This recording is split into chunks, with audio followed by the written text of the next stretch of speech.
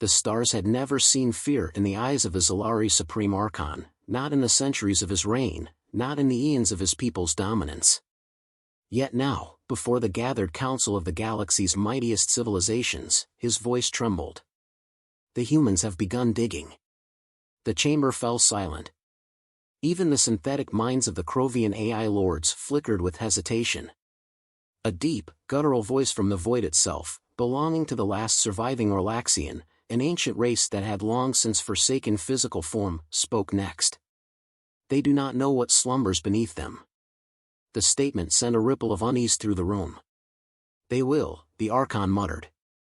And when they do, the stars will burn. The council erupted in desperate discussion, but there was no need for further debate. The decision had already been made. Earth must be quarantined. At all costs. Darius Creed sat in the cold metal belly of the dropship, hands gripping the rail above his head. He barely felt the violent turbulence as they descended through the thickening atmosphere. The Phantom Legion, his team, his killers, sat around him, faces grim, silent, weapons checked and rechecked. A classified mission. No intel. No brief beyond 2 words, secure. Eliminate. The only real information was the look in the general's eyes when he gave the orders. A look Creed had only seen once before, on the face of a dying man who knew something far worse than death was coming. The comms crackled. ETA 2 minutes. Creed tightened his grip, feeling the pull of descent. His second-in-command, Lieutenant Vale, leaned closer. You think it's another insurgency? Creed didn't answer. The GDI didn't send Phantom Legion into war zones where they already knew the enemy. They sent them into places no one came back from. The ground hit hard. The ship's hull groaned as it stabilized. The hatch hissed open. And the screaming began. Creed moved first, leading the charge into the unknown. The air was thick, wrong, somehow, as if reality itself strained against something unseen. The trench walls loomed above, jagged rock formations framing the base like the mouth of some impossibly large beast. Blood stained the ground. Not fresh, but old, deep, almost fossilized into the earth. Corpses lay scattered. They weren't human. And yet, they weren't alien either. Vale cursed, stepping over one of the twisted bodies. It had too many limbs, too many eyes, but the face was human. This, Vale started, but stopped as the radio crackled. Pull back, pull back. The voice was barely recognizable beneath the static, warped and distant. Then came the gunfire. Creed motioned forward. Move. They pushed into the facility, if it could even be called that.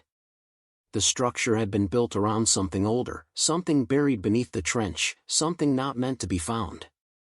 The deeper they went, the colder the air became, as if they were stepping into the void itself. Then the shadows moved. Creed fired first. The muzzle flash illuminated something wrong, a shape that shouldn't exist, twisting, elongating, shifting between solid and something less than real. It screamed. The squad opened fire, rounds tearing through its form.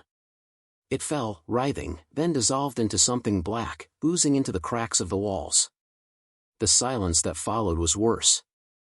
Vale stepped closer, nudging the remains with his boot. What the hell was? The walls shifted. The symbols etched into them, alien yet familiar, lit up, glowing with a pulse like a heartbeat. And then came the whisper. You were not the first. The lights flickered. The ground shook.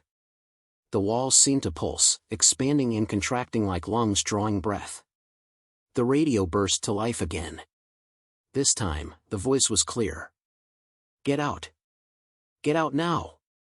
A roar erupted from the depths. The ground collapsed. And then, the world fell into darkness. Creed awoke to silence. His visor flickered, rebooting. His HUD flashed critical error before stabilizing. Bodies lay around him. His team. Some of them breathing. Some of them not. The ruins had changed. What had been a facility now looked more like a temple, ancient and undisturbed, save for the fresh blood staining the stone. Vale groaned, pushing himself up. His voice was hoarse. "Where the hell are we?" Creed didn't answer. He was staring at the carvings, new carvings. They depicted humanity. Battles fought long before recorded history. Wars against beings that had no names. And at the center of it all, Earth. Not as a home, but as a prison. The whisper returned, curling through the dark like smoke. "You are not the first." Creed exhaled slowly, gripping his rifle tighter. "Then we sure as hell won't be the last." The silence felt thick, almost alive, wrapping around them like a shroud. Darius Creed pressed his hand against the cold stone, feeling the unnatural pulse beneath his fingertips. It was slow, rhythmic, like a heartbeat. No, not a heartbeat. A countdown. Vale cursed under his breath, his breathing ragged. "Tell me I'm not the only one seeing this." The carvings around them shifted, new lines appearing as if the stone itself was bleeding history into existence. They told a story, one that didn't fit into the timeline of anything humanity had ever recorded. "This isn't alien," Creed muttered. "It's older than that."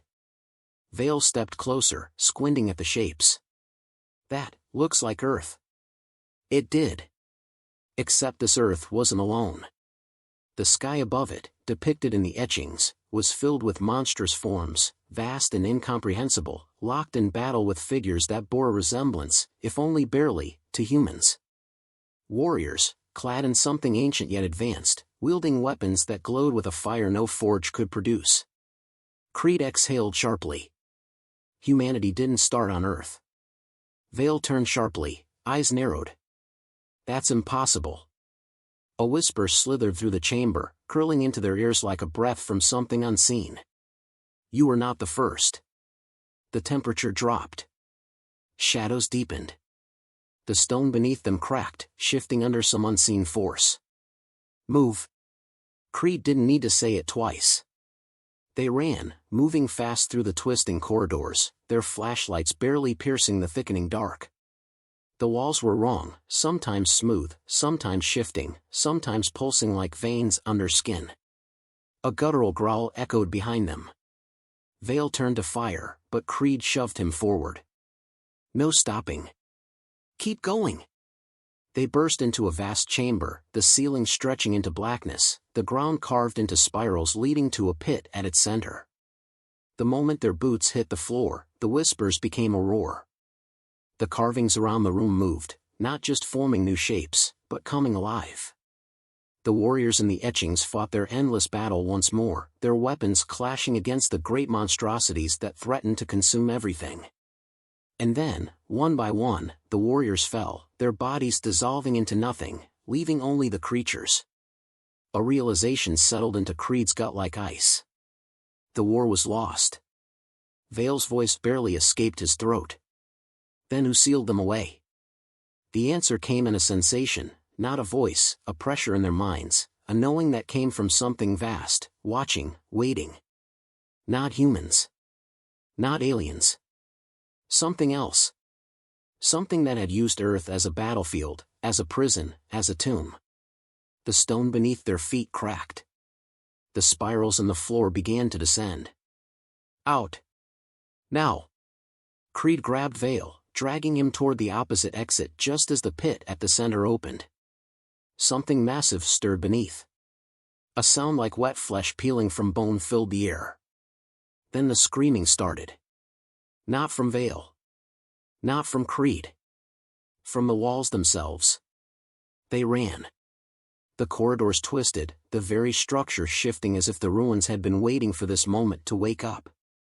The floor tilted beneath them, gravity pulling in directions it shouldn't. A shadow moved ahead of them. No, not a shadow. Something pretending to be one. Vale fired. The bullets hit nothing. Then the thing was on them. Creed ducked as something clawed through the air where his head had been. He rolled, came up firing. The rounds ripped into the shape, and for a second, it shuddered, as if struggling to hold itself together. Then it screamed. The force of it sent them both stumbling back, ears ringing. "Go!" Creed shoved Vale forward, emptying his clip as they ran. The thing didn't follow, not immediately.